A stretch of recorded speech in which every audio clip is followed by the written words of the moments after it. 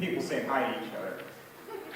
Sorry. All right, now for the regularly scheduled jokes. I've got an agenda.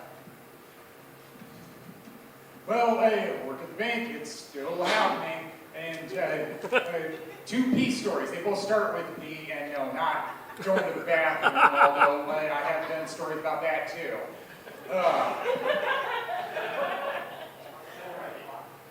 Cool, I haven't even told the joke yet. Thank you. Yeah, the first one, printouts. One morning, I start seeing printouts, and it's like, I didn't order these. Why am I getting them? Somebody was printing out the resume. And of course, this time, I actually have their name. When it happened before, I didn't know who was doing it. So I brought it up to the floor they were on, and I said, I'm on a different floor.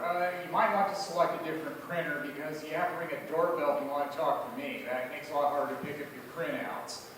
And it's like, I just didn't know how to respond to it other than, okay, I ended up with information I never thought I'd be looking at with somebody's resume. Like, I went to college here and this is what I do. And I'm thinking, all right, does that mean that he's looking for work outside of the bank? I don't know. But I didn't tell anyone what was in it, so it's not on me then.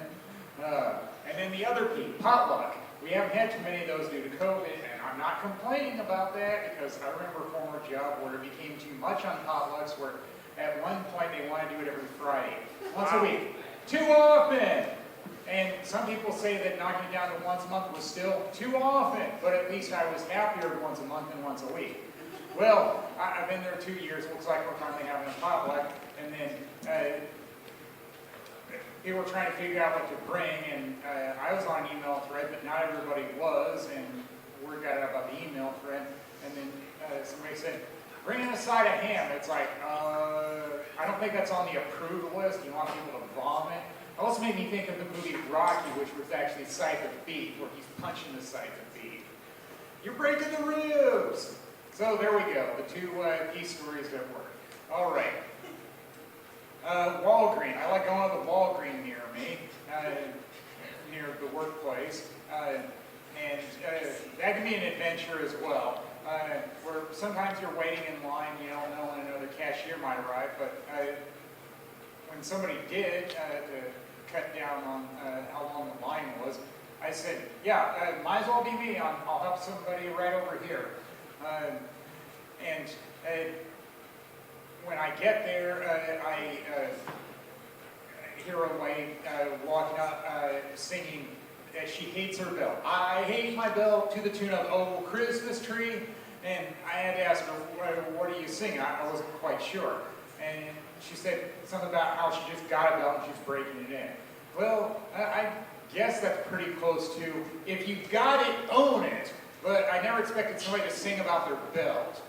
But you learn something new every day. So there was that, and then I do things when I'm not working too. Like this weekend, I went to a St. Paul Saints baseball game. Season is winding down. They have fan appreciation night, 2 giveaways, and I like having both. I'm nerdy, so I like having the yearbook, even though it's mostly pictures. And there was also a blanket giveaway by Minnesota Corn Growers. And it's like, I'm an Iowa native. I didn't expect Minnesota Corn Growers to have their own association, but they do. I guess get the word out by being a sponsor of a baseball team really helps. I guess working at the bank, I know there are plenty of associations out there, advocacy groups I would expect they'd be best known as. Yeah, it was nice to get both of those. Not the only Saints blanket I have, I also have a blue security blanket like the one Linus has when it became a member of the Toys Hall of Fame. I didn't know that was such a thing either, but I guess there's a Hall of Fame for just about anything. And then I like festivals because they have plenty of food, drink, and music, especially the food part. I like good food I don't have to cook. So I went to the Armenian festival that was at a church in St. Paul this weekend, and I look at the menu after I had eaten my order, and I found out that, yeah, the rice peel-up was pretty good. It was family size, and it's like, I eat that all by myself. Okay, that must have been why I felt full kind of quick. But what are you going to do? And Facebook, yeah. Sometimes you got to go to Facebook because you got jokes to write, and there are known sequiturs there. Actually, that's a cartoon, but not the cartoon I was going to mention. All right. Somebody said, I'll be Frank and you'll be Ernest. And all I could think of was the cartoon. And they'd never heard of the cartoon. It's like, yay, I guess the cartoon was known for punning, and now we both learned something from that. One Frank and Ernest cartoon I remember when I was young was, what was it, a variation on Nook and Cranny. It was Crook and Nanny. One I have in my binder was about pirates, but violating a copyright instead of the Jolly Roger. I mean, knee slappers, I guess. Well, that'll do it for me. May you've all been great.